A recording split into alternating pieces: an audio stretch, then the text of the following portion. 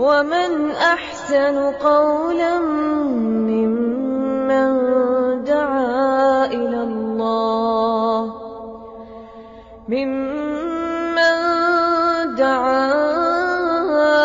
الله وعمل صالحا. السلام عليكم ورحمة الله وبركاته. ودنا يتكبراتشو ወንድሞችና እህቶች ባላችሁበት የአላህ ሰላም በእናንተ ላይ ይሁን እያልኩኝ አንድ ነገር ይዤላችሁ ነው የመጣሁት ዛሬ። ይሄን ነገር ለሁሉም ወንድም እህቶቻችሁ አዳርሱ። አብዛኞቻችን ራሳችንን እንጠይቃለን፣ በዚህ ዱንያ ላይ ሰርተን ወደ አላህ የምንቃረብበት ትልቁ መልካም ስራ ምንድነው ብለን። አላህ ደግሞ ይነግረናል። ومن أحسن قولا ممن دعا إلى الله وعمل صالحا وقال إنني من المسلمين. ወደ አላህ መንገድ ከተጣራና መልካም ነገሮችን ሰርቶ እኔ ከሙስሊሞች ነኝ ካለ ሰው በላይ ንግግሩ ያማረ ማን ነው አለ? የለም ማለት ነው። ስለዚህ አንተ ንግግር ያማረ የሚሆነው ወደ አላህ ስትጣራ ነው። ወደ አላህ መጣራት ከትላልቅ መልካም ነገሮች አንዱ እንደሆነ ነብዩ ሰለላሁ ዐለይሂ ወሰለም ተናገሩና ምን አሉ? በእጅህ ላይ አንድ ሰው ትክክለኛ መንገድ መያዙ ወይ ደግሞ መመራቱ ይህች ዱንያ ካቀፈችው ነገር በአጠቃላይ እኮ ይበልጥልሃል አሉ።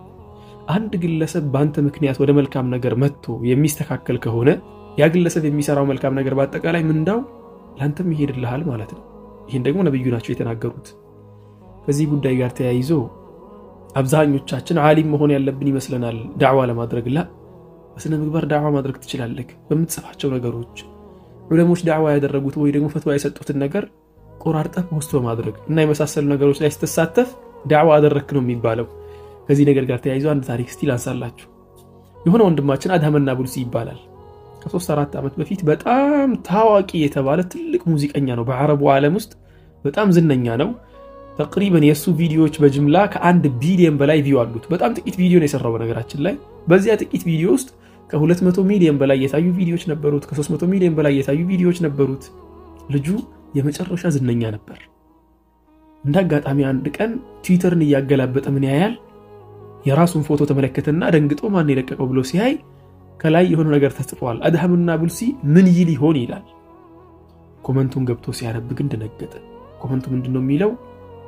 ያ ለይተኒ ቀደምቱ ለሐያቲ፣ እንዴው ምን አለበት ዱንያ ላይ በነበርኩበት ሰዓት ለአኺራይ መልካም ነገርን ሰርቼ አካብቼ ቢሆን ኖሮ፣ መልካም ነገር አስተላልፌ ቢሆን ኖሮ ምን አለበት ብሎ ይጸጸታል ይላል።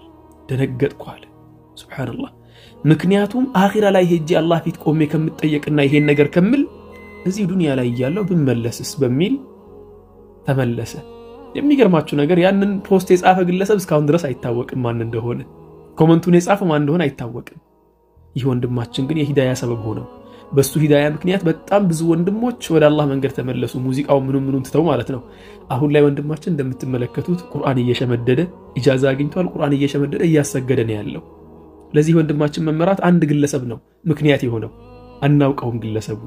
አንተም የምትሰራው ነገር ላትታወቅ ትችላለህ። መልካም ስራህ ግን ለዘላለም ይታወቅ። ድርቅ ገብቶ በሬዎቻቸውም ሰዎቻቸውም በረሃብ ትልቅ ችግር ውስጥ ባሉበት ሁኔታ እንደዚህ ያለ ቪዲዮ መስራቱን ያስደስታል ብዬ አላስብም። ያሳፍራል። ያው እዝናለሁ።